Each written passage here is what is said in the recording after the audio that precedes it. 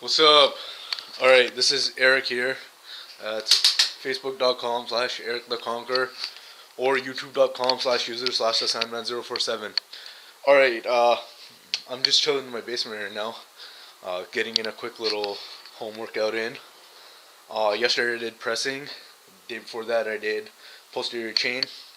And for posterior chain, my favorite movement right now has been stiff leg deadlifts. It used to be Romanian deadlifts, but like I need some more hamstring activation, so I switched to the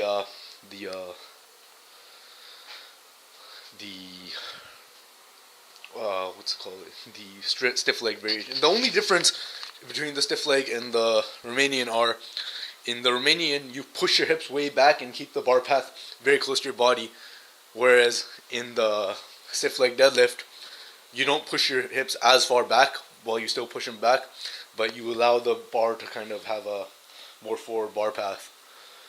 And like with the Romanian, the bar path is straight up and down. With the stiff leg, the bar path is more like this. Like the bar would be like right here, like over your toe.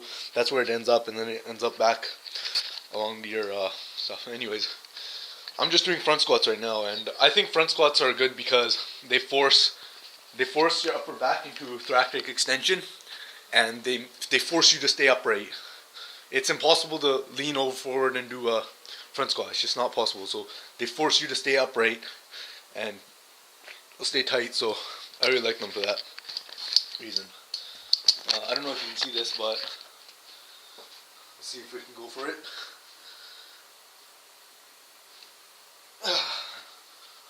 What you do is you have to be good at a clean if you're gonna do these.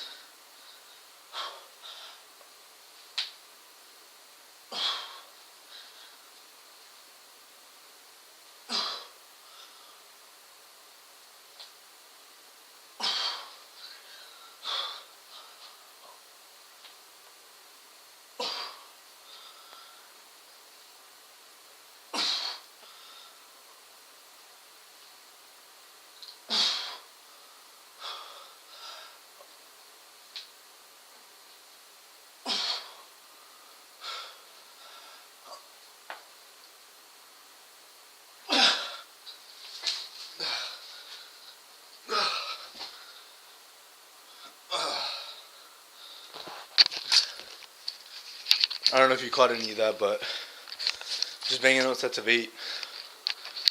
I really like the way front squats feel on your entire body, actually. I think I'm going to stick to front squats for a while because I really overtrained my back squat, like a lot. And I'm pretty sure I suffered from some type of movement pattern. And I remember the reason I got injured was because I'm pretty sure it's because I didn't roll out my feet that week. I was just very tight, and I remember very vividly. I went in and I said I was gonna do just a regular deload day. I figured I would do, and then I went in and I felt like, you know what, fuck it, I'm gonna do a PR. But then during my warm up for the PR, I guess I knew that I wasn't really into it, and like I don't know, bunch of stuff, like a lot of stuff happened that day, and like, you know, it's just my mind wasn't in it, and I got sloppy, and it happens after a while. And it could have just been pattern overload because I've been back squatting for about 2 years now, and like I've really fallen in love with it. So I did it a lot, and I think some pattern overload may have taken place, and like I probably programmed a poor recruitment pattern into my leg because I've noticed that my right leg is slightly shorter than my left, so I definitely have some sort of imbalance going on here, and I might not be able to correct it, but it might be structural, but definitely I should take that into consideration when I do this kind of stuff. I know that one of the top tier Olympic lifters in the world, Dmitry Klokov, he has the same, but his is a little bit more recent, and he counters it by, I forget which leg he puts in front of the other, but he puts one leg forward to get the extra leverage out of it, so that both of his legs are on the same playing field. And I don't really know how that works too well, but Then again, I'm not a top tier Olympic lifter either. I'm not a top tier weightlifter, and I probably never will be. And it doesn't matter. I do it for fun. And yeah, the front squat is. I think it's the front squat is amazing in the sense that if you are doing a front squat, you can't do it if you're fucked up. Like, I complain about being tight and sore and like being fucked up, but that's because I'm a very I'm a huge advocate of mobility, and I'm very passionate about mobility. So, according to me, my mobility sucks, but my mobility is definitely better than the average person. I have very good hamstring flexibility. I have very good hip flexibility and upper back flexibility, and like, obviously I'm tight a little bit, but definitely not to the degree that the average gym rat or average Joe is. And I'm not being self-centered or full of myself here. I'm just saying it how it is. And yeah. It's time for another set.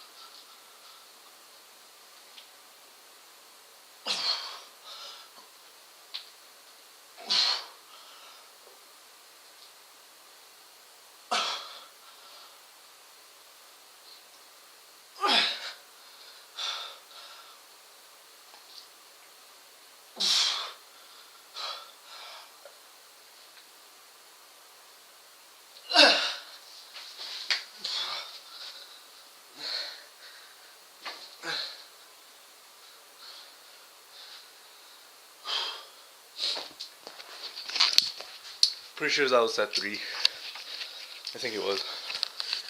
Yeah, I'm an advocate of the front squat just because of how it forces you to maintain structural integrity.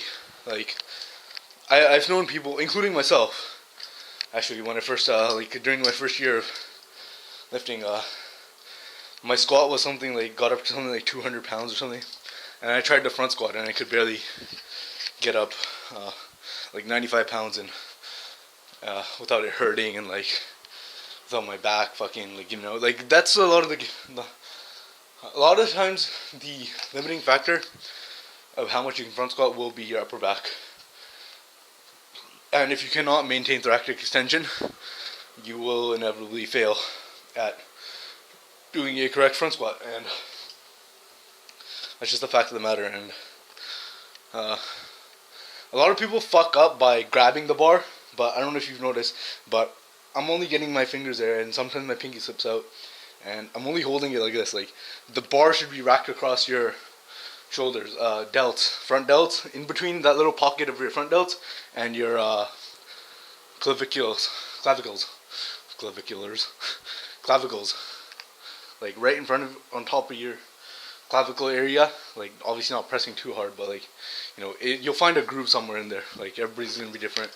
Mine just happens to be between my right on the upper part of my clavicles and across where my front delts insert into my arms. A couple of tricks to maintain integrity during this is tighten your lats up, and obviously you can't flex your lats in this position, but you can kind of flare them and tighten them up. So you want to flare them out and tighten them back just slightly, and maintain and keep your elbows as high as possible. So you're definitely gonna have to loosen up your lats and tighten up your what are these called? Your upper traps and rhomboids. I think that's what I'm saying. I'm pretty sure. Or your lower traps as well. Anyways, my camera's about to finish. So, talk to you in part 2.